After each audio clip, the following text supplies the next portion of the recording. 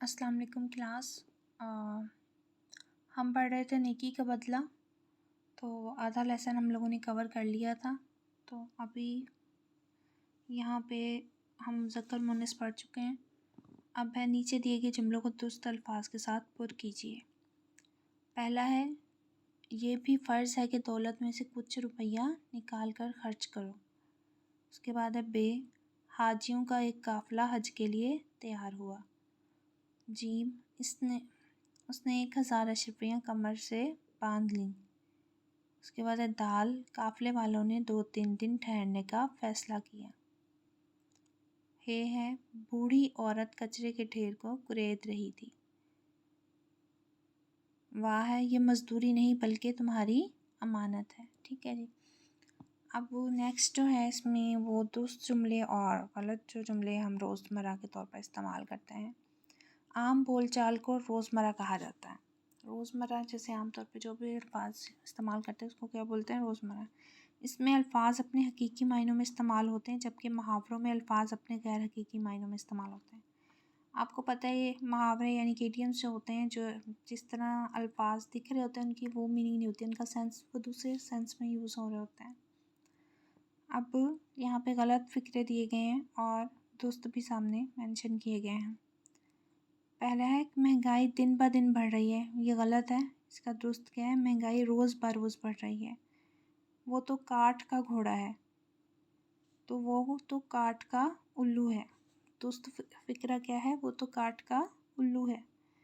वो औरत हक्की बक्की रह गई, वो औरत हक्का बक्का रह गई। अच्छा जी, वो खत पढ़कर हंसने लग पड़े,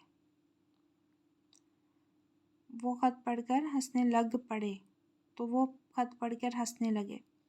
मुझे झूठ मारने की आदत नहीं, तो ये झूठ मारना नहीं होता, ये होता है मुझे झूठ बोलने की आदत नहीं। हाल में सुई धरने को जगह ना थी, तो हाल में तिल धरने को जगह नहीं थी। जब फाके से मरोगे तो खुदा याद आएगा, जब फाकों से मरोगे तो खुदा याद आएगा।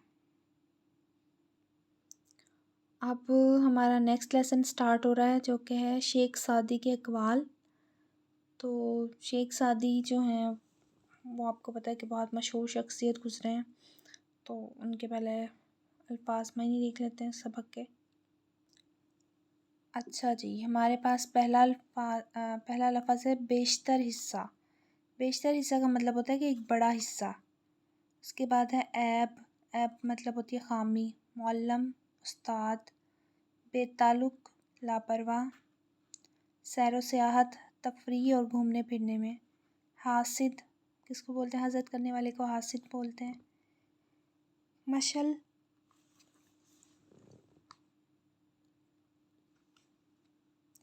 मशल का होगा चिराग या कंदील। रंज तकलीफ़ और दुख। अब इसके बाद है दवाम बख्शना, यानी कि दायमी बना देना। दायमी बना दिया, हमेशा के लिए ज़िंदा कर दिया। उसके बाद है फ़िक्री ताज़गी, दानाई और गौर व फ़िक्र। अब है हमारे पास इसकी एक्सरसाइज, जो उसमें से इम्पॉर्टेंट क्वेश्चन है वो देख लेते हैं, क्योंकि आपको पता है शेख सादी एक मशहूर शख्सियत है। तो शेख सादी शराज़ी का असल नाम क्या था? तो शेख सादी शराज़ी का असल नाम शरफ़ुद्दीन था। शेख सादी किस शहर में पैदा हुआ है? शेख सादी ईरान के शहर शिराज़ में पैदा हुआ है। जैसे कि मैंने पहले सवाल पढ़ते हुए पढ़ा था, शेख सादी शराज़ी, क्योंकि वो शिराज़ के रहने वाले थे, यानी कि ईरान के अंदर शहर है शिराज़, वहाँ के रहने वाले, इस वजह से उन्हें शराज़ी भी कहा जाता है। उनकी कौन सी 2 किताबें बेहद मकबूल हुईं? तो उनकी जो आपकी शायरी की किताब बोस्तान और नसर की किताब गुलिस्तान बहुत ज़्यादा मशहूर हुई थी। अक्लमंद और डैश में कोई ना कोई ऐप ज़रूर होता है। अक्लमंद और बेवकूफ़ में कोई ना कोई ऐप ज़रूर होता है। अच्छा जी, बात उस वक्त करो जब तुझे यकीन हो के असर होगा। उसके बाद है बादशाहों को वही डैश कर सकता है जिससे ना अपने सर का खौफ हो और ना माल की तमन्ना। तो बादशाहों को वही नसीहत कर सकता है जिससे ना अपने सर का खौफ हो और ना माल की तमन्ना हो। शेख सादी ने नज़्में भी कहीं और डैश भी लिखा, नसर लिखा। अच्छा जी, दुनिया की कई ज़बानों में इन किताबों के डैश हो चुके हैं, तराजुम हो चुके हैं। उसके बाद है दोस्त वो है जो दोस्त का हाथ उसकी तंगी और परेशानी में पकड़ता है, क्योंकि खुशहाली में तो हर कोई साथ होता है। उसके बाद है दुष्ट बयान पर सही का निशान लगाइए और जबकि गलत पर गलत का। अच्छा जी, अपने अच्छे अमल से किसी को दिली खुशी देना 1000 सजदों से बेहतर है, बिल्कुल दुरुस्त। उसके बाद है बेफ़ायदा बात करने से इंसान की कदर घटती है, गलत। नादान आदमी गुब्बारे की मानद होता है, फूल कर फट जाता है, सही। जो बुरी सोहबत में बैठता है उसकी सोच कभी अच्छी नहीं होगी। अच्छा जी, उसके बाद है पहले हमने मुतलाज़िम अल्फाज के बारे में जाना, अब है इस्तफ़हामिया। हरूफ इस्तफ़हामिया, इसको मैंने रजिस्टर पर नहीं लिखा था, तो हरूफ इस्तफ़हामिया वो अल्फाज जो किसी से कोई बात पूछने या सवाल करने के लिए इस्तेमाल किए जाते हैं, उन्हें हरूफ इस्तफ़हामिया कहा जाता है। यानी कि क्वेश्चन जिन अल्फाज के साथ पूछा जाता है, मिसाल के तौर पर ये कौन है, वो क्या करता है, तुम क्यों आए हो, वो कब लाहौर जाएगा, इस बात को किस तरह ख़त्म किया जाए। ये जो जुमला, इन जुमलों में कौन, क्या, क्यों, कब और किस तरह जो है हरूफ इस्तफ़हामिया है। तो हरूफ इस्तफ़हामिया कौन, कब, क्या, कैसे, ये सारे अल्फाज क्या हैं, हरूफ इस्तफ़हामिया हैं। अब हमारे पास है आफ़ताब, हिस्सा नज़म है, और इनकी जो नज़म के जो शायर हैं वो है अब्दुल मजीद सालिक, और ये जो सालिक है उनका क्या है, तखल्लुस है जी। आफ़ताब जो हिस्सा नज़म है इसके अल्फाज मायने देख लेते हैं।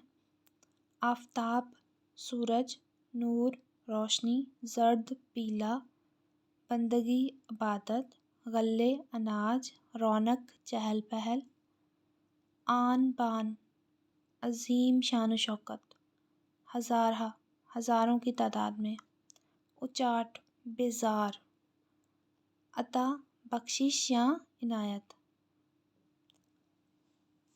यहाँ पे मैंने सालिक के ऊपर तखल्लुस की निशानी नहीं दी, लेकिन इनका जो तखल्लुस है वो है सालिक। उसके बाद है अल्फाज मुतज़ाद, गर्मी सर्दी, अंधेरा उजाला, फ़र्क यकसानियत, ज़िंदगी मौत, शाम सुबह। सूरज से दुनिया में है रौनक, सूरज तुलू होता है मशरिक़ से, सूरज की रोशनी से पकती हैं खेतियाँ, सच तो ये है ज़माने का तू बादशाह है, सब सो रहे थे शाम से सुनसान था जहाँ, खुश सब हैं बंदगी में कोई दिल नहीं, उचाट उचाट का मतलब हम पढ़ चुके हैं बेजार। अच्छा जी, दिए गए मिसरों को दुरुस्त अल्फाज से पुर कीजिए। निकला जो तू तो शोर सा दुनिया में मच गया, निकला जो तू तो शोर सा सारी दुनिया में मच गया, चेहरा है जर्द चाँद का भी तेरी शान से।